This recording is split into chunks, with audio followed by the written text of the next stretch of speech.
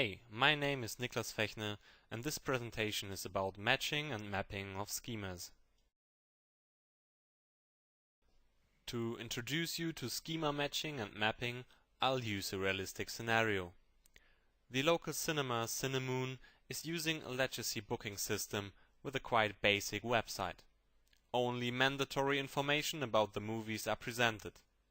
To extend the quality of their services, the management decided to introduce a new intuitive website enriched with information about the available movies like descriptions, ratings, actors and other participants. Therefore, they formed a partnership with two external movie databases, IMDb and Movie Wizard. These companies, although differing in data volume and detail, provide the desired information. To get a global view over all sources, we want to create a mediated database. In our scenario, the legacy system from Cinemoon is taken as a basis. Then it is joined with the additional data sources. This approach of extracting data from outside sources, transform it to fit operational needs, and load it into an end target is called Extract Transform Load process, or simply ETL process. To integrate the data, the global as view approach is used. That means that the mediated schema is defined as a set of views over the three data sources.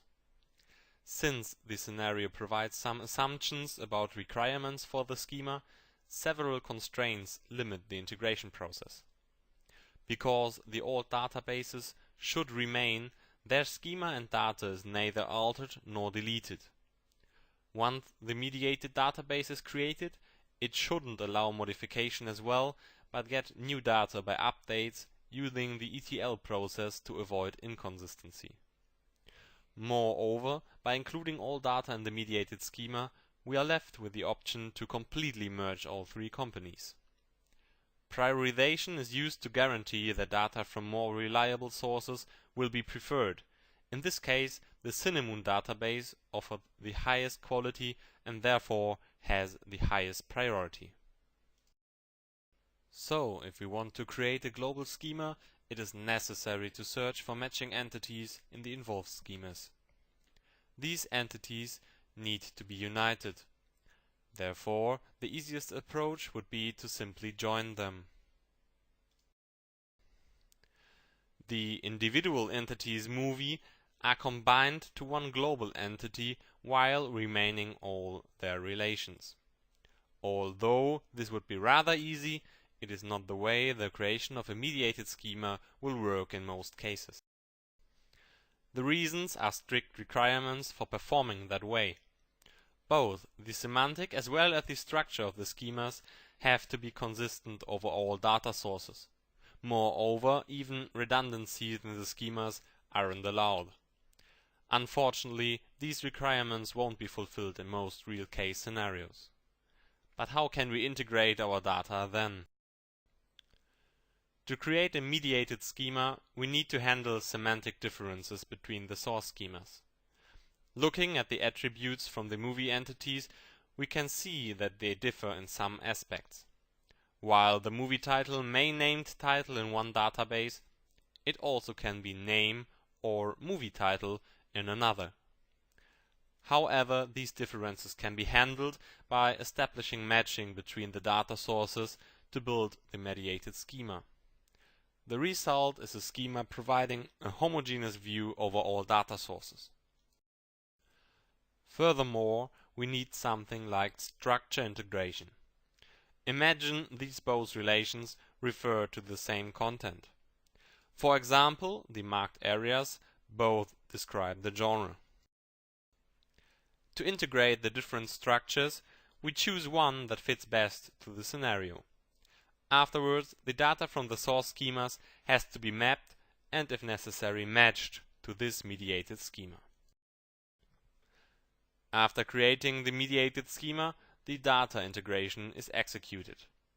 Since the source databases aren't altered, the data is cloned to the mediated database. Our ETL process is divided into 6 steps that are performed sequentially. Firstly, database connections are checked to ensure that the source data can be retrieved. Then, temporary tables are created if necessary to prepare the extraction of source data. In the third step, all tables containing entities are extracted and transformed to an intermediate schema using data fusion techniques. The intermediate schema contains the original identifiers as well as the newly generated unique ID. These tables are copied to the mediated database and adapted to the final schema in step 4. Following, all relationships can also be transformed from the sources to the mediated schema using the intermediate tables to look up the new identifiers. Finally, a cleaning step is performed to clear disk space used by temporary tables. If new data is available, it is pushed from the source databases to the integrated database via the ETL process. While the integration of data in this rough view seems to be rather simple, a more detailed view shows further things to care about. Matching and mapping are key factors of successful data integration. Occurring string matching problems can distort the data and need to be resolved. Moreover, the consistency of the integrated data should be guaranteed. By solving the latter conflicts, redundancies in the integrated data are avoided. Here are 3 examples of string matching challenges that have to be solved. In the first example, the word "the" in the title "The Avengers" is missing in the second source. Nevertheless, both titles refer to the same movie. Therefore, we have to care about left-out words in the string matching. Other examples for string matching challenges are misspellings and abbreviations. Misspellings are by far the most frequent errors. The possibilities to misspell Godfather are nearly infinite. The abbreviation problems occur as soon as short forms like sci-fi instead of science fiction are used.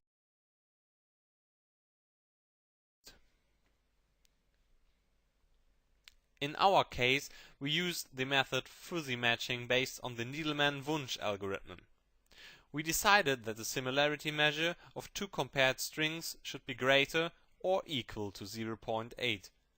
Regarding the example, the string "use" in Revolt matches with a similarity of 95% to the string "use" in Revolt. Therefore, both are comparable and can be matched successfully. Cinnamon wants to make sure that data from its database has always the highest priority. Otherwise, the data from its legacy booking system would be different from the website data, which might confuse customers and employees. Movie Wizard has an extensive set of movie data of high quality. Because of that, the data of Movie Wizard has the second highest priority in case of conflicting information. Finally, IMDb has the lowest priority. Hence, inserted data from Cinnamon won't be overwritten at all, and the data from Movie Wizard will not be overwritten by data from IMDb.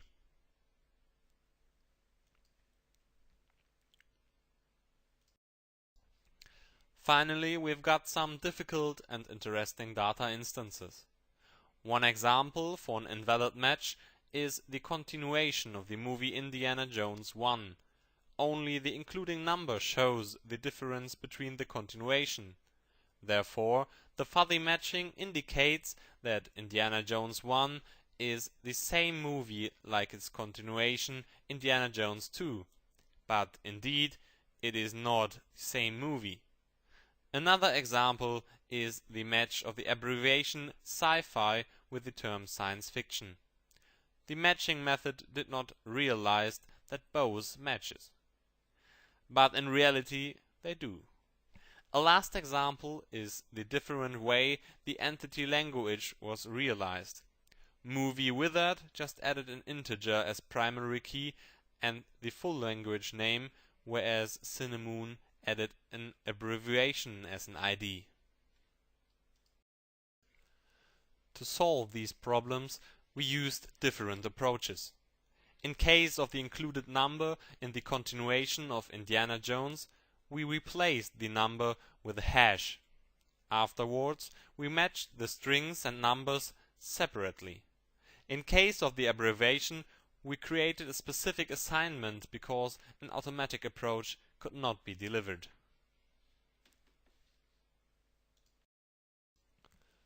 In the last case, with the different primary key types of the entity language, we use an intermediate schema. This schema then contains both primary keys. In addition, we created a new primary key MID, which represents the intermediate schema ID.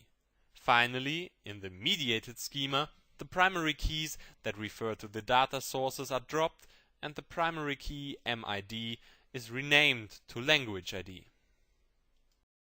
A small series of sample queries made in the different tables show the structural development in the data integration process. Here you can see the initial database structure and the integrated data of Cinemoon and Movie Wizard. Both tables have got the languages German, English and Spanish. In the second step, the intermediate schema provides the languages for both data sources in one table. Here you can see that the languages German, English and Spanish were matched. Finally, the mediated schema shows the final table. The IDs of the local data sources were deleted. Furthermore, the mediated ID was renamed to language ID. Thank you for listening. You're welcome to leave a comment under the video.